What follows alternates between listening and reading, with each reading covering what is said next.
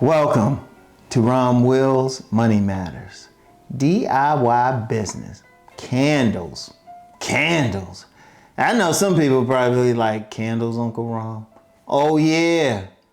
Man, that's serious business. I didn't really realize it because you don't think about it, but you know, when I'm like walking through a mall or something looking at stuff, I'm looking like a local mall.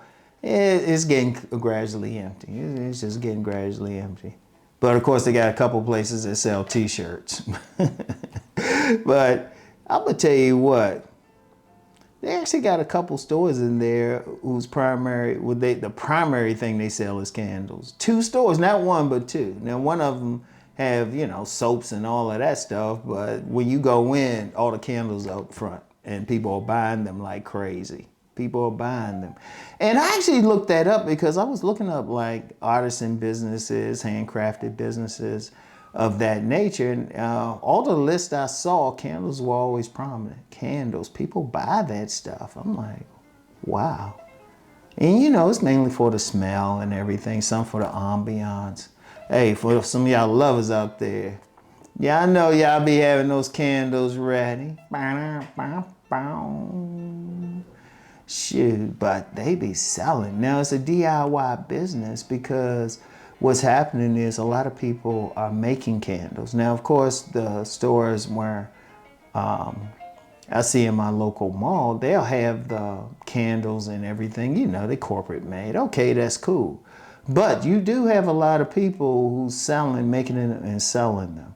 Now, the most of course, that's still going to take a little bit of money. You still got to buy the materials. You still got to buy the right containers for them, which actually, I'm going to tell you what, just let me go on a quick tangent. And this is for any DIY business.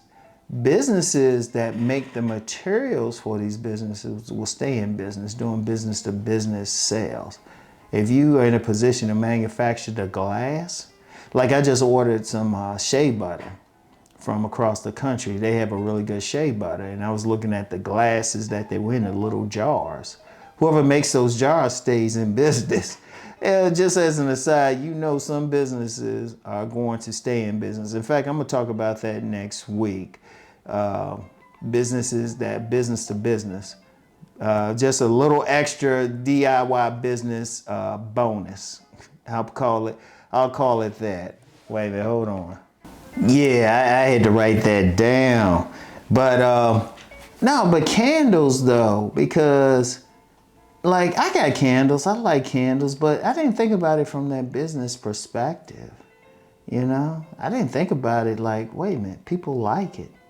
You can't eat it, but people like it. It's like one of those things, like with any business, if people like it, it's always a good business. And they seem to be doing well. And especially a person, they can start out, get the materials and just start out making candles. Usually got to be scented candles though. And then, they got other stuff with it, of course, that you need, like the thing to clip the candle thingy. I don't know the precise word. I told you I'm not big into candles. I just get them, like they smell, light them.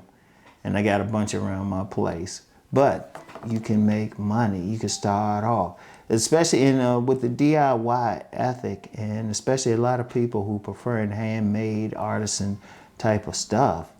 That's a good way to get started. That's a good way. In fact, you could maybe even build up a serious business just doing candles. There have been people, I've read about people who've, they just started out, selling locally and everything. And just as an aside, just selling locally, period, that's becoming more and more big. That's becoming bigger. People staying more in their communities now. But candles, that's a possibility. It just makes money. Like I said, that's not something I was big into, but I was like, when I was looking at the list, yeah, I could give you the obvious stuff, soap. I always talk about soap and, body butters and all of that, but candles, that's something else. That's something else people are always going to like. And then even especially being local and people supporting it, ooh. And it's something to look into.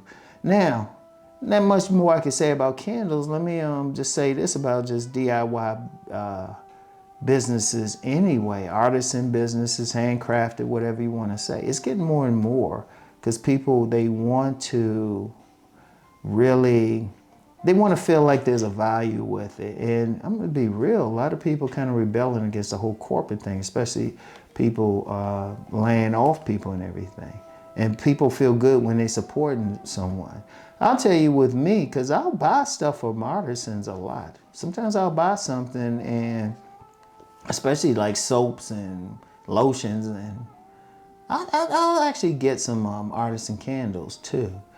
But it's a different feeling, it's a different vibe. Yes, they even got artisan foods like artisan breads and things of that nature. And if you're a cook, come on now. You know, we all like some biscuits and gravy. You can make some good bread from scratch, just freshly made, not machine made.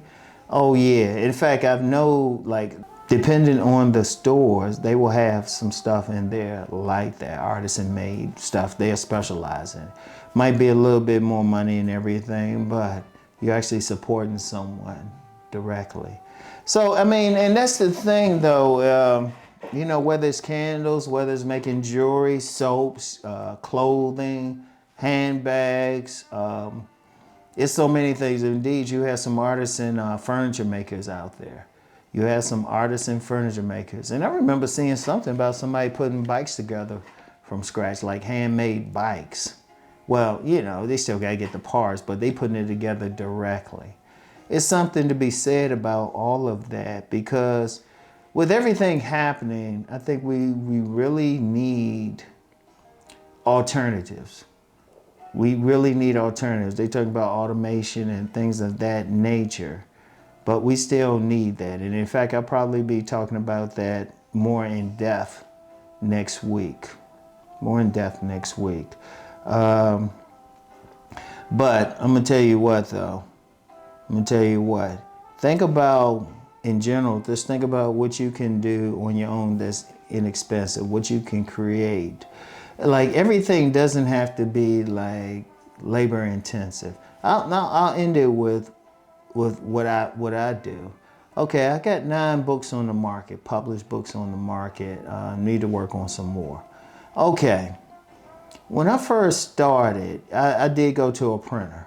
I did go to a printer when I first started my publishing business, but I've had several things published that like pamphlets and spiral bound documents, books and everything. Not spiral, but yeah, spiral bound documents. I was literally putting it together myself. I had the spine and everything, the spiral spines and everything, and would print it out on a printer and all of that, and actually sold, of course, at vending shows and things like that. And I've seen some other people who've done the same thing. Sometimes you just have to just get creative and go from there. In fact, the thing that really took me off was a pamphlet called Finding the Right Man. No, Finding a Good Man. Some aimed to ladies. I put it together on a printer that could print out things booklet style. Okay, I put it together on there, stapled it myself. I sold a lot of copies, and that took me to this place. Very important, very key. So, you know, look into it. Look into what you can create on your own, all right? Look to what you can, like, deal with. So anyway, that's all I have for right now. Y'all know the deal, ultimately. Let's go make that money.